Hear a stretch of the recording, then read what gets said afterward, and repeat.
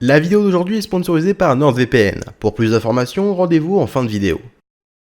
Bonjour à tous et bienvenue pour ce premier épisode de Vrai ou Faux. Il y a déjà quelques semaines, je vous ai annoncé cette nouvelle série, histoire de diversifier un peu le contenu par rapport aux épisodes plus classiques de La Folle Histoire. Dans ce cas, le concept me semble assez simple, vous me posez des questions sur un thème historique imposé, et moi j'y réponds. Et merci à vous parce que la vidéo d'annonce en question, j'ai dû la supprimer assez rapidement, vu qu'au bout de 24 heures, j'avais déjà plus d'une centaine de questions. Donc merci pour votre participation. Il n'y avait pas d'hygiène pendant le Moyen-Âge. C'est totalement faux. En réalité, le Moyen-Âge est sans doute l'une des périodes où l'hygiène a eu le plus d'importance. Et notamment dans la noblesse, on prend régulièrement des bains, on se rase, on s'épile, bref, un peu comme aujourd'hui. Car à l'époque, on avait déjà très bien compris que l'hygiène jouait un rôle très important dans notre état de santé, et qu'une bonne hygiène prévient certaines maladies. Et après les croisades, l'eau est utilisée comme un loisir. On retrouve dans toute l'Europe des stations thermales très inspirées des termes romains, où les gens viennent s'y détendre. On n'est pas vraiment sûr de quand cette mode est réapparue, mais on suppose que c'est lorsque les croisés et les pèlerins se sont rendus en Terre Sainte. Au moment des croisades, en redécouvrant l'Orient, on a aussi redécouvert les termes romains. Y a-t-il eu des procès pour animaux durant le Moyen-Âge ? Ça peut paraître un peu invraisemblable, mais oui, il y a bien eu des procès à l'encontre d'animaux. Les animaux étaient considérés comme faisant partie de la grande communauté de Dieu.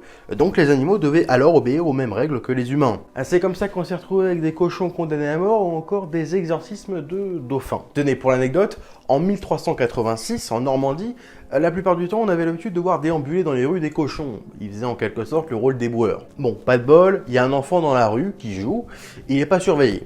Bon, un cochon passe et le renverse. Le gamin tombe à terre et le cochon commence à le dévorer vivant. Oui, il lui bouffe une partie du bras et une partie du visage, et quelques jours plus tard, l'enfant meurt de la suite de ses blessures. C'est alors que va avoir lieu un procès à l'encontre du cochon. Très médiatisé pour l'époque, c'est sans doute le procès d'animaux le plus documenté. Le cochon sera traîné dans les rues, pendu, puis brûlé. Les tavernes et auberges étaient des lieux publics où il était possible de manger et de dormir. C'est vrai, mais pas totalement. En fait, on est beaucoup baigné par l'imaginaire, notamment des univers médiévaux fantastiques, mais en réalité, les auberges n'étaient pas des lieux publics. Pour consommer, il fallait avoir sa chambre, c'était plus une sorte d'hôtel. Les gens allaient pour se saouler plus généralement à la taverne, et pour dormir, si on n'avait pas de chambre à l'auberge, on pouvait toujours espérer qu'un inconnu nous accueille pour la nuit ou encore aller à l'hôpital. Oui, hôpital, parce que à la base, les hôpitaux, c'est pour l'hospitalité.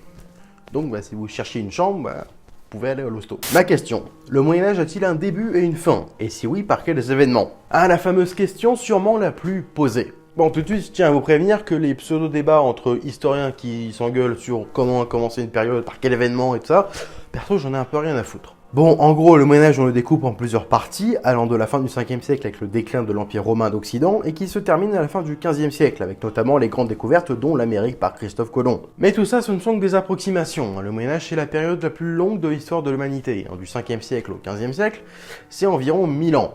Et donc pour découper ça correctement, c'est le bordel. Mais ce découpage du Moyen-Âge ne vaut que pour l'Europe, parce que si on s'intéresse à l'évolution des sociétés africaines ou asiatiques, on n'a pas fini. La peste noire est la plus mortelle épidémie du Moyen-Âge. Vrai, ce qu'on appelle la peste noire est l'épidémie de peste qui va ravager l'Europe du 14e siècle. En seulement 5 ans, la maladie va tuer pas moins de 30 à 50% de la population européenne. Mais la peste ne date pas d'hier, et on a connaissance de nombreuses autres épidémies de peste, notamment la fameuse peste de Justinien au 6e siècle. Mais le Moyen-Âge est aussi plein d'autres maladies, comme la blénorragie, la dysenterie, la variole, la lèpre, Contrairement à ce que l'on pourrait penser, au Moyen-Âge, il y a eu plus de paix que de guerre. C'est en partie vrai. En effet, les grosses guerres qui opposent des royaumes se sont faites assez rares durant cette période de 1000 ans. Le Moyen-Âge, c'est long. Mais ce n'est pas pour autant que cette période est marquée par la paix. Outre les guerres de religion, les croisades, la Reconquista en Espagne contre les musulmans, et les différentes guerres entre catholiques et protestants, les guerres les plus répandues, et là il y en a eu beaucoup, ce sont les guerres dites privées. Ce qu'on appelle les guerres privées, c'est en gros quand deux seigneurs se disputent entre eux, que l'un a été blessé dans son ego, ou que les deux se disputent au sujet d'un bien ou d'un lopin de terre, les deux font leur petite armée dans leur coin et vont se foutre sur la gueule. Et en théorie, normalement, Dieu décide du vainqueur. Sommes-nous sûrs à 100% que Jeanne d'Arc a existé? Oui, on est sûr à 100% qu'elle ait bien existé. Mais par contre, il existe bel et bien un voile mystérieux autour de son histoire, j'en ai déjà parlé dans une précédente vidéo. Car en effet, son fameux procès pour sorcellerie a été entièrement retranscrit à l'écrit, ce qui fait que c'est l'un des procès les plus documentés de l'histoire du Moyen-Âge. Les gens vivaient beaucoup plus longtemps que ce que l'espérance de vie laissait croire. Encore une fois, oui, c'est totalement vrai. L'espérance de vie était courte uniquement parce que le taux de mortalité infantile était extrêmement élevé. Et le plus dur était en fait les premières années de vie de l'enfant. Mais après ce passage-là, on pouvait vivre encore assez longtemps. Bon, bien sûr, c'était les nobles qui vivaient en général le plus longtemps, vu qu'ils avaient accès à des médecins et à une meilleure condition de vie en général.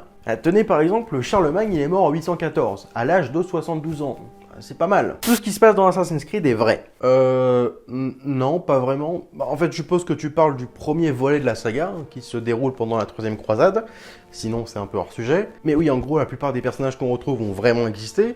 Mais sinon, après, toute l'histoire qui est brodée autour, c'est de la fiction. Le chirurgien était aussi le barbier. Ça peut sembler chelou, mais c'est totalement vrai. En effet, les barbiers avaient aussi le rôle de chirurgien, ce qui donne un aperçu sur la médecine douteuse de l'époque. Car oui, les barbiers avaient à leur disposition les mêmes instruments, ciseaux, lames, etc. qu'un chirurgien. La guerre de 100 ans a duré 100 ans pile. Bon, je pense que maintenant la réponse est assez connue, mais non, la guerre de 100 ans n'a pas duré 100 ans. Parce que si on compte toutes les trêves, elle a duré 116 ans. Contrairement à ce que beaucoup pensent, le Moyen-Âge n'était pas aussi sombre.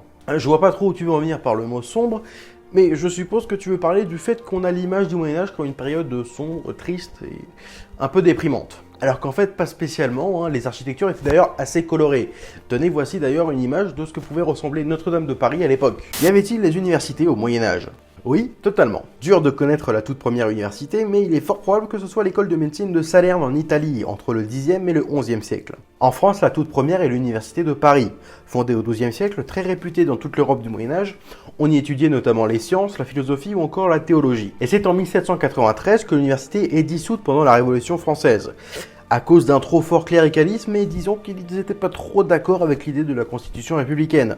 Alors l'Assemblée l'a simplement supprimée. Bon, pas de panique, le quartier où se trouvait avant l'université de Paris, c'est le même où aujourd'hui se trouve la Sorbonne. Ce qui fait que c'est resté un quartier universitaire du XIIe siècle jusqu'à encore aujourd'hui. Merci de regarder cette vidéo, n'oublie pas de laisser ton avis sur cette nouvelle série, c'est assez important.